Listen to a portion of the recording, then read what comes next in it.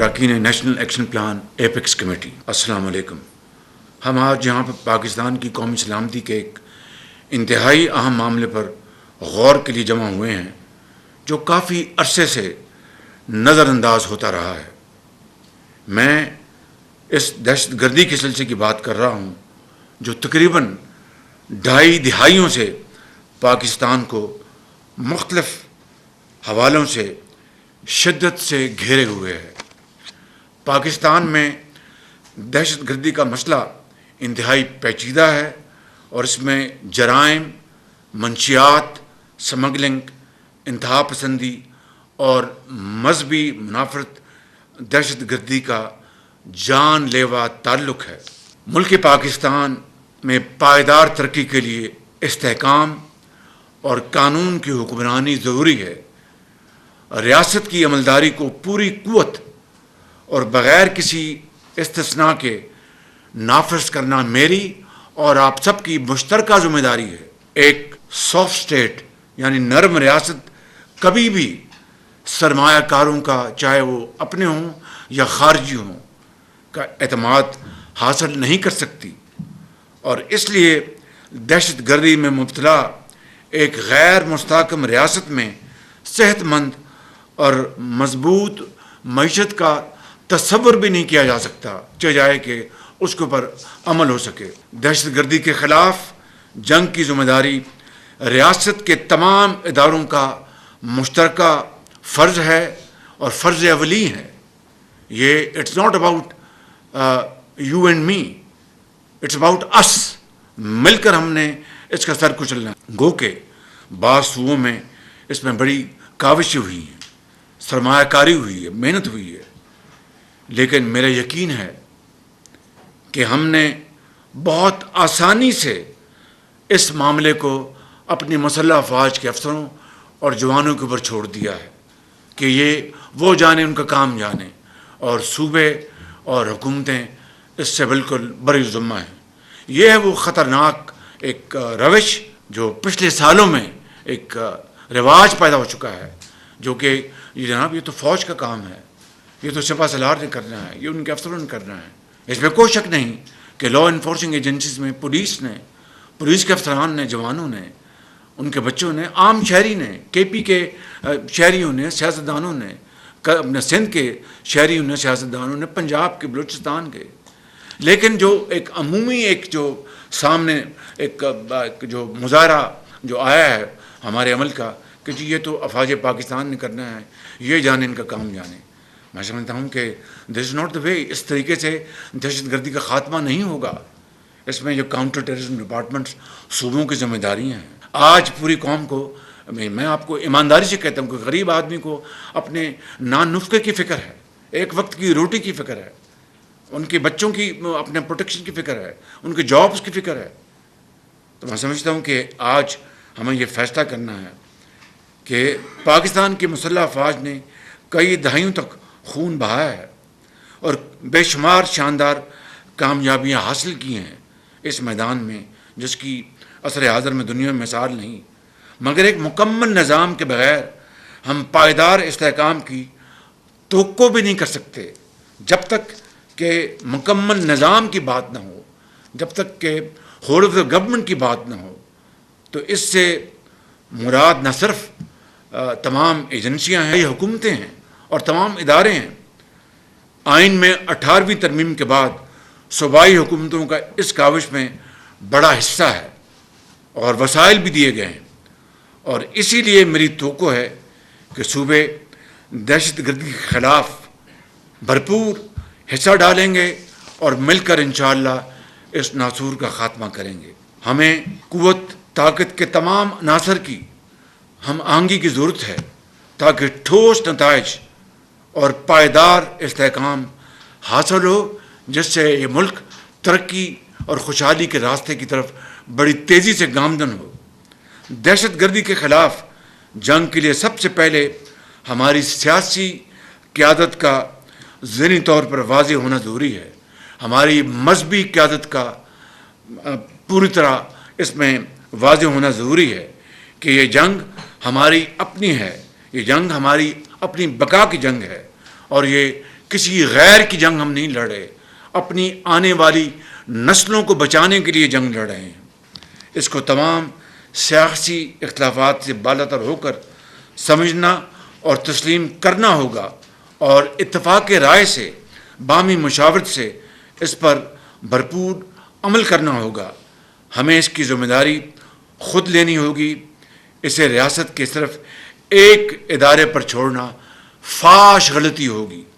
ہمیں یہ بھی سمجھنا چاہیے کہ اس پیچیدہ مسئلے کا حل صرف اس سے جسمانی طور پر لڑنے میں نہیں، یعنی کائنیٹک نہیں، اس میں پبلک اویئرنیس ہے، اس میں ڈائیلاگ ہے، اس میں طرز عمل کو بدلنے کا حصہ ہے، اس میں جو ایسے جو اجزاء، ایسے جو ملک کے اندر جو نیریٹو ہے اس کو کاؤنٹر کرنا ہے، اور پوری قوم کو اس میں شامل کرنا، اس کے لیے ہمیں سب کو مل کر کام کرنا ہوگا۔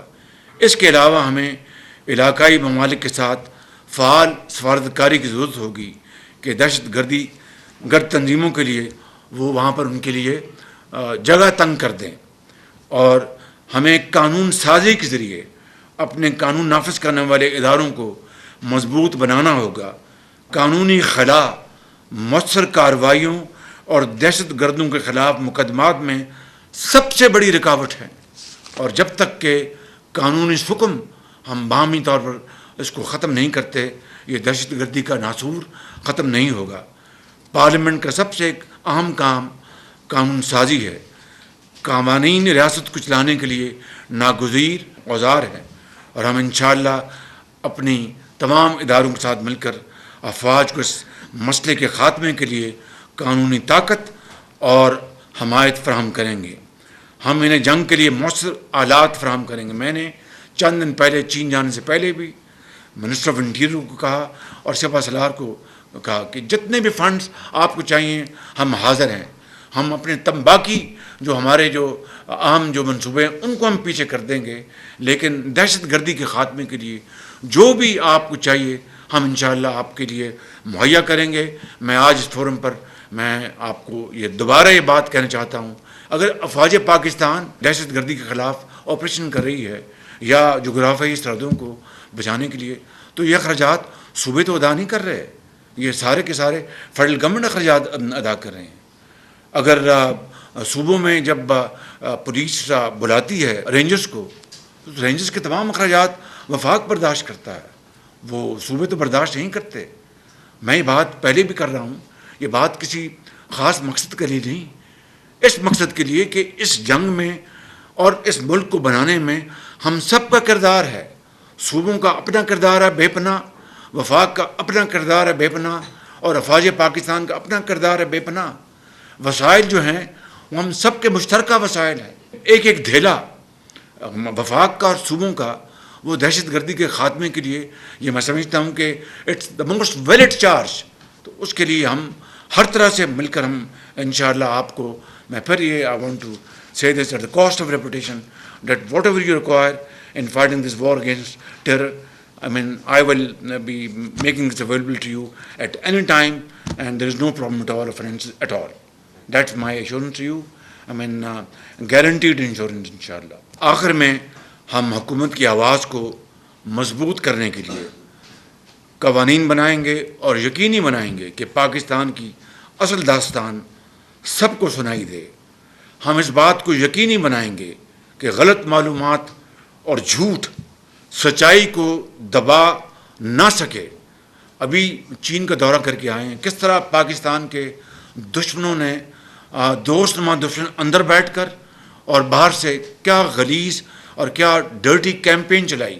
اور میں شکر گزار ہوں منسٹر آف انفارمیشن کا، صوبوں کا، D G I S P R کا، D G I S I کا، جنہوں نے مل کر اس کیمپین کو ختم کیا، اس کو شکست دی۔ لیکن سب سے بڑھ کر چین کی لیڈرشپ نے جس طرح اس کو کاؤنٹر کیا ہے اپنے بیانات در بیانات سے، اس سے آپ اندازہ لگا لیں کہ ان کو پاکستان کی دوستی کا کتنا پاس ہے، کتنی قدر و منزلت ہے اور کتنی عزت ہے۔ کافی عرصے سے سوشل سپیس کو پاکستان کے دشمنوں نے زہر آلود کر رکھا ہے تاکہ ہمارے لوگوں میں آپس میں اختلاف پیدا ہو، کنفیوژن پیدا کیا جائے اور قومی بیانیوں کو داغدار کیا جا سکے اور خدا نخواستہ بدنام کیا جا سکے.